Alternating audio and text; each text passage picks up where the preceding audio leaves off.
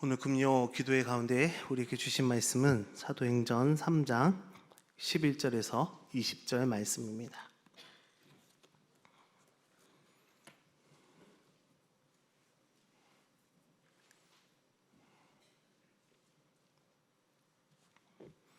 사도행전 3장 11절에서 20절 말씀, 제가 한 절, 우리 성도님께서 한 절 교독하면서 읽도록 하겠습니다. 사도행전 3장 11절에서 20절입니다. 나은 사람이 베드로와 요한을 붙잡으니 모든 백성이 크게 놀라며 달려나아가 솔로몬의 행각이라 불리우는 행각에 모이거늘 또 백성에게 말하되 이스라엘 사람들아, 이 일을 왜 놀랍게 여기느냐? 우리 개인의 권능과 경건으로 이 사람을 걷게 한 것처럼 왜 우리를 주목하느냐? 아브라함과 이삭과 야곱의 하나님 곧 우리 조상의 하나님이 그의 종 예수를 영화롭게 하셨으니라. 너희가 그를 넘겨주고 빌라도라 놓아 주기로 결의한 것을 너희가 그 앞에서 거부하였으니 너희가 거룩하고 의로운 일을 거부하고 도리어 살인한 사람을 놓아 주기를 구하여 생명의 주를 죽였도다. 그러나 하나님이 죽은 자 가운데서 그를 살리셨으니 우리가 이 일의 증인이라. 그 이름을 믿음으로 그 이름이 너희가 보고 아는 이 사람을 성하게 하였나니 예수로 말미암아 난 믿음이 너희 모든 사람 앞에서 이같이 완전히 낫게 하였느니라. 형제들아, 너희가 알지 못하여서 그리하였으며 너희 관리들도 그리한 줄 아노라. 그러나 하나님이 모든 선지자의 입을 통하여 자기의 그리스도께서 고난 받으실 일을 미리 알게 하신 것을 이와 같이 이루셨느니라. 그러므로 너희가 회개하고 돌이켜 너희 죄 없이 함을 받으라. 이같이 하면 새롭게 되는 날이 주 앞으로부터 이를 것이요 또 주께서 너희를 위하여 예정하신 그리스도 곧 예수를 보내시리니. 아멘. 네, 우리 옆에 계신 분들과 함께 인사하도록 하겠습니다. 사랑하고 축복합니다. 사랑하고 축복합니다. 네, 이번 한 주간도 평안하셨나요? 이 밤에 또 오시는데 표정을 보아하니 기쁨 가운데 다 오신 것 같습니다. 근데 이렇게 앞자리만 기쁨이 폭탄 맞은 듯이 기쁨이 조금 빠진 것 같은데요. 우리는 삶을 살아가면서 예수님으로부터 제사함을 받았고, 그렇죠? 그리고 구원을 받았습니다. 그리고 매일 그 묵상을 하면서도요, 그럼에도 불구하고 우리는 어쩔 수 없이 죄를 짓습니다. 그렇죠? 저 또한 그렇고요. 아마 매일 틈틈이 죄를 짓지 않고 살 수는 없는 것 같습니다. 우리 삶이 연약하고 공고한 것이, 또 힘든 것이 죄 때문이 아닐까, 하나님 앞에, 예수님 앞에 너무 미안해서가 아닐까라는 생각이 듭니다. 그렇다면 우리 성도님들께서는 이 죄를, 우리를 힘들게 하는 죄를 어떻게 처리하고 있으십니까? 이 죄를 그대로 놔두게 되면요, 우리는 이 죄에 매일 수밖에 없습니다. 그리고 그 죄가 점점 우리를 하나님과의 관계를 가로막게 되고요. 더 나아가서 그 가로막힘 때문에 하나님으로부터 우리가 기도의 응답을, 또 기도의 소통을, 대화를 할 수 없게 됩니다. 그 죄 때문에 자유롭지 못하고요. 때로는 그 죄 때문에 하나님 앞에 나와 기도하는 것조차도 힘들게 될 때가 있습니다. 결국 하나님과 친밀하지 못하고 점점 하나님과 멀어지게 되는 것입니다.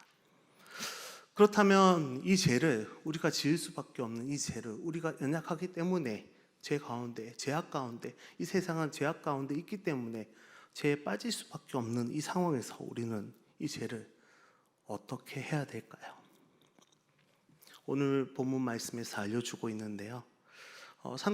사도행전에는 베드로의 설교가 3편 정도 등장합니다. 2장에서 오순절 설교가 있었고요. 3장에서 솔로몬 행각에서 설교, 그리고 4장에서 산헤드린 공회 앞에서 설교가 이어집니다. 그런데 이 설교의 대상이 이렇게 예수님을 잘 믿는 기독교인들 앞에서 행해진 설교는 아니었습니다. 바로 예루살렘의 유대인들에게 선포된 말씀입니다. 오늘 본문의 말씀은 우리 베드로의 두 번째 설교 말씀에 해당되는 설교에 해당되는 본문입니다. 이 설교에 앞서서요, 바로 앞단락에 보면 이 베드로가 나면서 못 걷게 된 이를 일으켜 세워주는 아주 유명한 사건이 발생합니다. 그리고 이어져서 11절과 12절 말씀이 이어지는데요, 11절, 12절 말씀 우리 함께 읽어보도록 하겠습니다. 11절, 12절입니다. 나은 사람이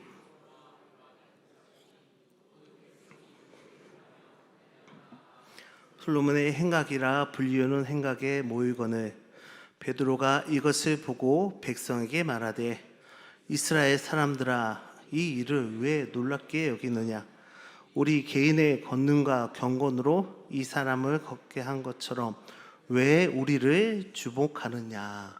아멘. 나면서 못 걷게 되니 안증뱅이를 걷게 해준 장면은 당연히 많은 사람으로부터 관심과 호기심을 받았습니다. 어떻게 해서 일으켜놨지? 어떻게 해서 일어난 것일까? 그래서 솔로몬의 행각이라는 장소에 많은 군중들이 모이게 됩니다. 그런데 그 군중들에게 베드로는 이렇게 말합니다.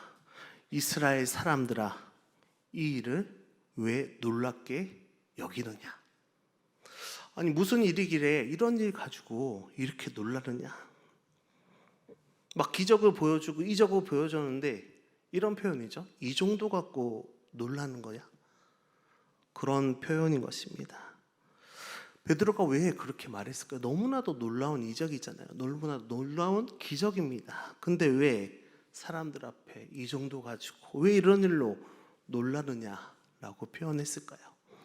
진짜 놀라야 할 일들이 있기 때문입니다. 그것이 무엇일까요? 우리 13절에서 15절 말씀인데요. 우리 함께 읽어보겠습니다. 13절에서 15절 말씀. 아브라함과 이삭과 야곱의 하나님 곧 우리 조상의 하나님이 그의 종 예수를 영화롭게 하셨느니라. 너희가 그를 넘겨주고 빌라도가 놓아주기를 거래한 것을 너희가 그 앞에서 거부하였으니 너희가 거룩하고 의로운 일을 거부하고 도리어 살인한 사람을 놓아주기를 구하여 생명의 주를 죽였도다. 그러나 하나님이 죽은 자 가운데서 그를 살리셨으니 우리가 이 일의 증인이라. 아멘. 안전뱅이가 일어난 것을 보고 깜짝 놀란 군중들을 향해서 베드로는 그들의 조상과 그 종 예수를 비교하면서 어떻게 구세주가 세워졌는지에 대해서 말하고 있습니다.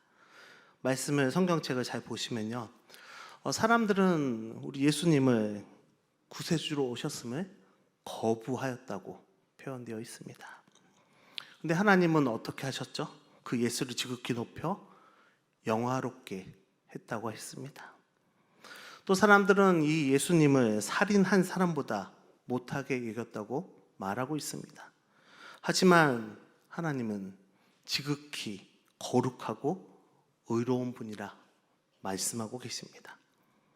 사람들은 이 예수를 제멋대로 마음대로 넘겨주고 십자가에 죽이기까지 했다고 말하고 있습니다. 하지만 하나님께서는 그 예수님을 생명의 주로 세우시고 결국 죽은 자 가운데서 그를 살리셨다 말씀하고 있습니다. 이렇게 증언하고 있습니다.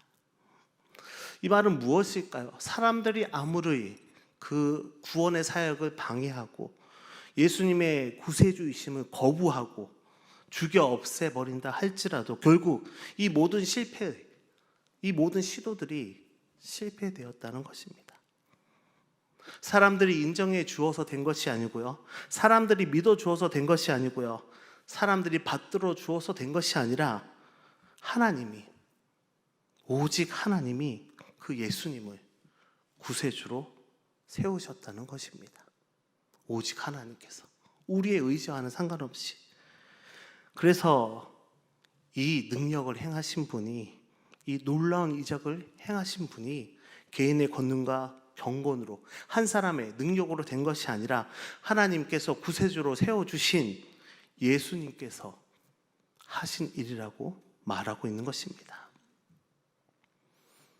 예수님이 세상에 계실 때 많은 병자들을 고쳐주셨죠. 문둥병자도 고쳐주셨고, 소경도 고쳐주셨고, 안증뱅이도 일으켜주셨고, 죽은 자까지도 살리셨습니다. 그 예수님께서 십자가에서 죽으신 이후에 부활하시고 승천하신 이후에 그 승천하신 예수님께서 그의 영이 이 베드로와 함께 계시고 베드로를 통해서 이 안증뱅이를 태어나면서 걷지도 못한 이를 일으켜셨다는 것을 지금 베드로가 설교로 선포하고 있는 것입니다. 무슨 말일까요? 예수님께서 살아생전에 계속 하셨던 그 일들을 계속해서 지금까지 베드로가 있는 그 상황까지 계속해서 그 치유의 역사들이 계속해서 기적들이 이적들이 이어지고 있다는 것입니다. 그러면 질문해 보겠습니다. 오늘날은 그렇지 않을까요? 오늘날은 이어지지 않고 있을까요? 오늘날도 마찬가지입니다. 이 주님의 몸된 교회, 예수님의 몸된 교회를 통해서 예수님이 이 땅에서 사역하실 때 그 역사들이 지금도 계속해서 일어나고 있는 것입니다. 교회는 그리스도의 몸이지 않습니까? 우리는 바로 교회이고요. 우리 또한 그리스도의 몸입니다. 그렇기 때문에 교회를 통해서, 우리를 통해서, 성도를 통해서, 그리스도인들을 통해서 주님께서 하셨던 그 놀라운 역사와 이적들을 지금도 계속해서 하고 계신다는 것입니다. 우리와 함께 계시면서, 우리와 동행하시면서 역사하고 계신다는 것입니다. 그것이 교회의 사명이고요. 그것이 그리스도인들의, 성도의 사명인 것입니다. 얼마나 대단한 일일까요? 그냥 안전뱅이를 일으켜 세운 것보다 지금도 역사하시고 함께 하시고 지금도 예수님께서 일하신다는 그 놀라운 일이 얼마나 놀라운 일입니까? 예수님께서 기적만 행하셨습니까? 그렇지 않습니다. 말씀을 전하시고 가르치기도 하셨습니다. 오늘날 교회를 통해서도 말씀을 전파하고 계시고요. 가르쳐 주시고 계시고요. 사람들을 고쳐주고 계시는 것입니다. 우리가 이러한 능력들을, 이러한 가르침들을, 이러한 전파할 일들을 잘하고 있는 것일까요? 과연 우리 세상의 소금 염산교회, 우리가 잘 감당하고 있는 것일까요? 저는 잘 감당하고 있으리라 믿습니다. 그리고 잘 감당해 나갈 것이라고도 믿습니다. 그렇게 기도할 것이고요. 그렇게 기도하는 마음으로 오늘 밤에도 기도하려고 이 자리에 모였으리라 저는 믿습니다. 그런데요, 예수님께서 베드로 자신을 통하여 이 안전뱅이를 일으킨 것을 어떻게 설명하냐 하면요, 그 이름으로 라고 말하고 있습니다. 16절 말씀인데요, 우리 16절 말씀 함께 읽겠습니다. 16절입니다. 그 이름을 믿음으로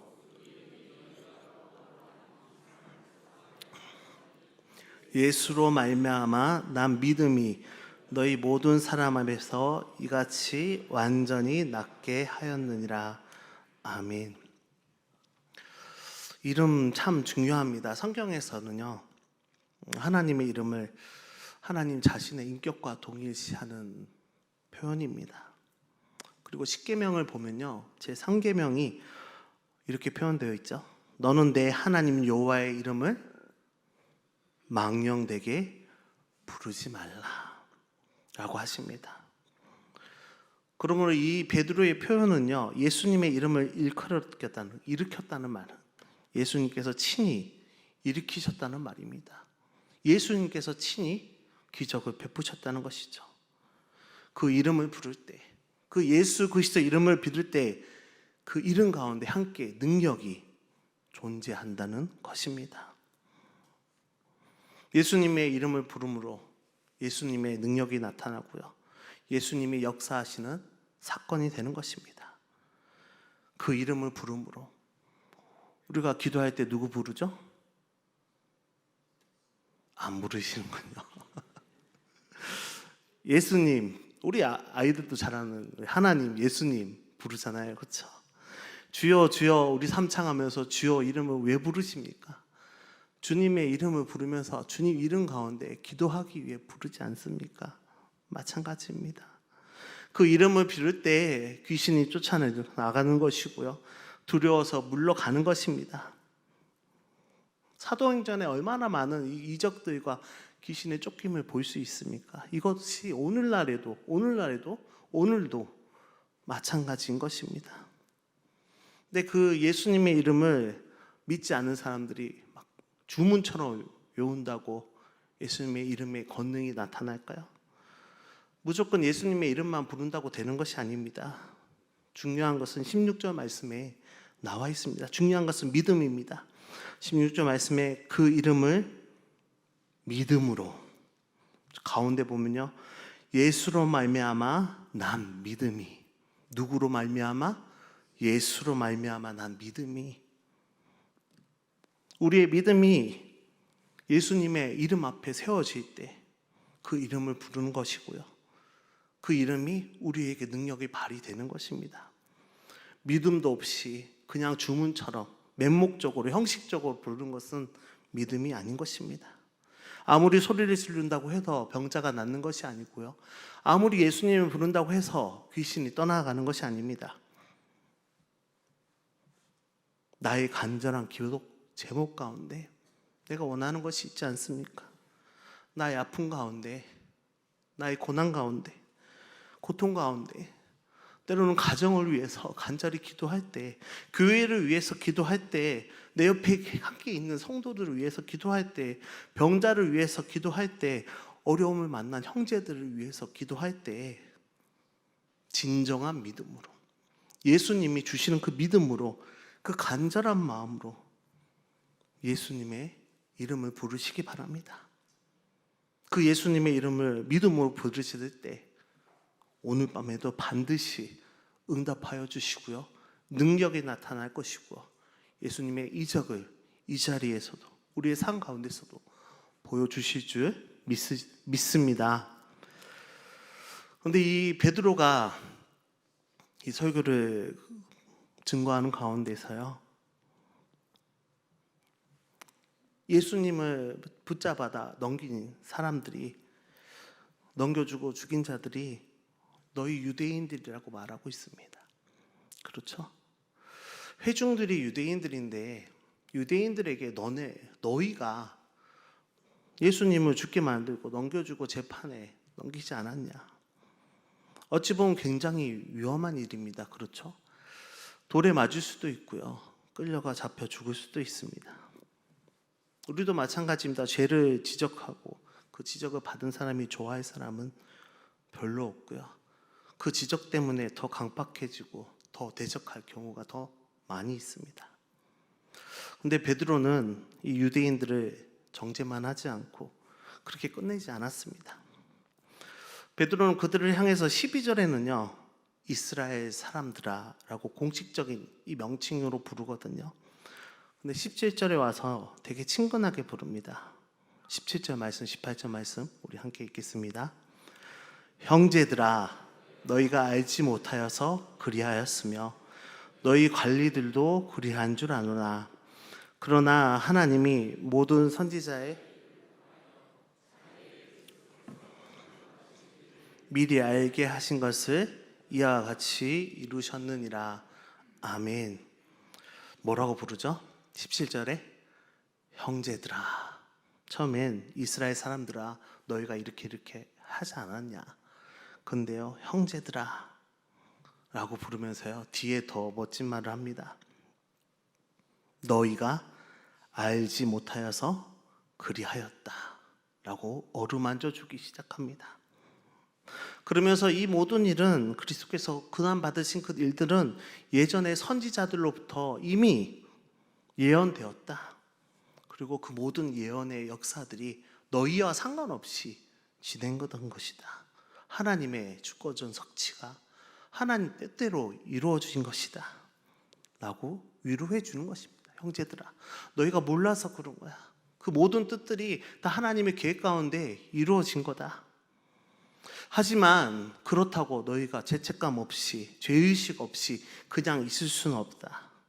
이제 와서라도 꼭 해야 될 일이 있다 라고 말합니다. 그게 무엇입니까? 19절 말씀입니다. 19절 말씀 함께 읽겠습니다. 그러므로 너희가 회개하고 돌이켜 너희 죄 없이 함을 받으라. 이같이 하면 새롭게 되는 날이 주 앞으로부터 이를 것이요. 아멘. 지금이라도 너희가 해야 될 일이 있다. 그것이 무엇이냐? 회개하고 돌이켜 너희 죄 없이 함을 받는 것이라. 넓게 보면 하나님의 계획 가운데 이루어진 일이지만 그렇다고 너희가 개인적으로 죄를 없다 할 수는 없다. 죄가 여전히 너희 가운데 남아있으니 하나님께 돌아오고 회개하라고 말하고 있습니다. 그런데요, 그 회개하고 죄 사함을 받으면 어떻게 된다고요? 새롭게 되는 날이 주 앞으로부터 이를 것이라고 말하고 있습니다. 새롭게 된다는 건 너무 좋은 의미죠. 우리가 세례를 받고 나면 그 사람이 새로운 사람이 되는 것입니다. 뭔가 말할 수 없음의 시원함과 즐겁고 평안하고 행복한, 뭔가 최상의 기분이 되는 그런 다시 태어나는, 다시 재생되는 그런 뜻입니다. 옛날 개역 성경에는요, 유쾌하게 되는 날이라고 쓰여져 있습니다. 유쾌하게 된다. 회개하고 나면, 죄 사함을 받으면 유쾌하게 된다는 것입니다. 최고로 좋은 표현이죠. 하나님이 죄 사함을 허락하시며 회개해서 돌아오면 사죄의 은총으로 하나님께서 친히 내려주신다는 것입니다. 이게 얼마나 큰 놀라운 일입니까? 방금 전까지만 해도요, 그 예수님을 십자가에 못 박혀 죽은 사람들이 너희들이다라고 말했습니다. 근데 그 죄까지도, 십자가에 못 박혀 죽게 한 그 죄까지도, 그 죄가 무엇입니까? 십자가에 돌아가신 그 아들이 누구입니까? 바로 하나님의 아들입니다. 독생자 아들까지도 십자가에 못 박혀 죽인 너희 죄까지도 너희가 회개하고 돌아온다면 새롭게 하여 준다는 말씀인 것입니다. 어찌 보면 결코 용서받지 못할 그 죄라도 아들을 죽였는데 그 죄마저도 용서해 주시겠다는 말씀입니다. 어떻게 하면요? 회개하기만 하면, 죄 사함을 받기만 하면 하나님이 새롭게 평안과 기쁨으로 다시 만들어 주시다고 약속하고 있는 것입니다. 우리가 사람에게 잘못하면 이렇게 되면요, 어떻죠? 그 사람은 참 만나기 힘듭니다. 그렇죠? 그리고 피해 다녀야 하고요. 그런데 오랜 시간 동안 피해 다니다가 그 사람에게 미안하다 하고 용서받게 되면요, 참 마음이 편합니다. 그렇죠? 후련한 마음이 들죠. 근데 하나님 앞에 죄가 있어서 우물정이 있는다고 생각해 보십시오. 근데 그 하나님께 내가 제 사함을 받고 회개하고 새롭게 되었다면 얼마나 행복하겠습니까? 삶 가운데 얼마나 평안이 있겠습니까? 삶 가운데 행복이 넘칠 것입니다. 옛날 표현으로 유쾌해질 일이죠. 이 유쾌함을, 이 평안함을, 이 행복함을 우리 그리스도인들이, 예수님을 믿는 사람들이, 우리 성도들이 느껴야 하지 않겠습니까? 진짜 경험해야 되지 않겠습니까? 그래야만 진짜 성도이고요, 그래야만 그리스도인이고요, 그래야만 예수를 따르는 제자인 것입니다. 세상의 그 어떤 행복보다도, 어떤 그 기쁨보다도 줄 수 없는 그 행복이 바로 회개함에서 찾아오는 자유함이고요, 새롭게 되어진 것이고요, 유쾌함인 것입니다. 근데요, 이 회개가 왜 아들을 그 하나님의 외아들을 십자가에 못 박혀 죽게까지 한 그 사람들에게까지도 해당되는 것입니다. 그 사람들에게까지도 새 사람이 되는 기회를 주는 것입니다. 우리도 그 기회 누구나 다 받을 수 있고요. 누구나 다 경험할 수 있습니다. 우리 사랑하는 염산교회 성도 여러분, 주님께서는 부활하시고 분명 승천하셨습니다.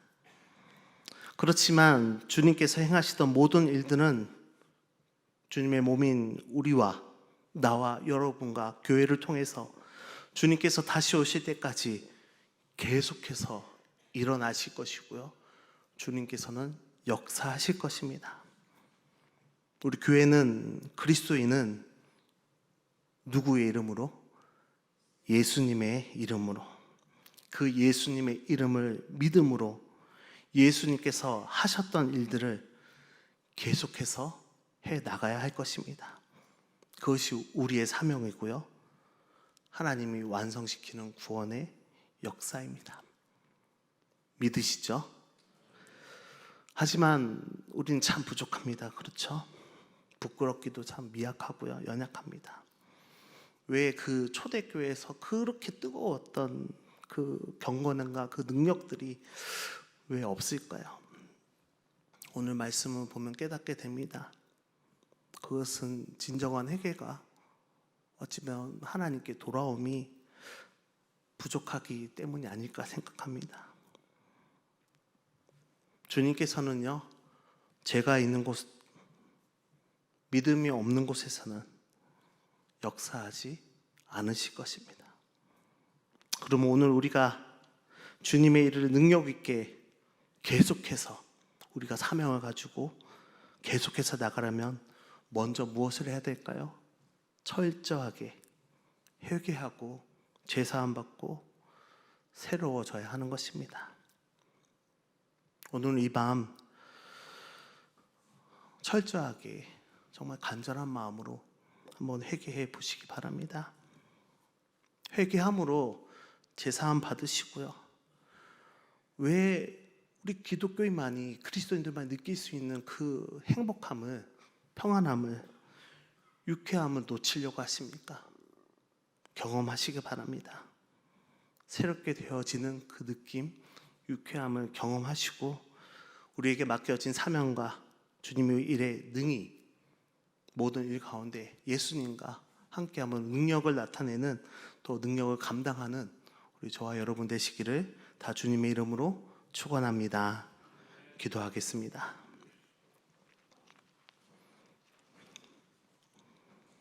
사랑의 하나님,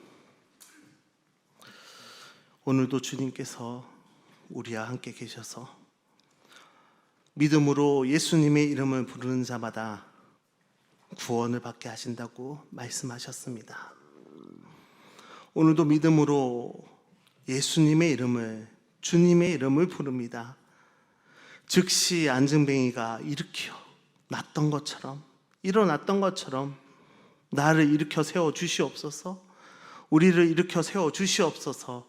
우리 교회를 일으켜 세워 주시옵소서. 이 땅, 이 나라를 일으켜 세워 주시옵소서. 회개하지 않고 마음의 평안을 누릴 수 없습니다. 제가 있는 곳에 주님께서 역사하지 않습니다.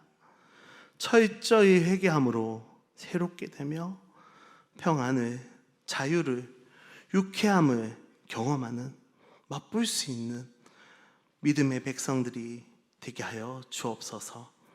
예수님의 이름으로 기도드립니다. 아멘.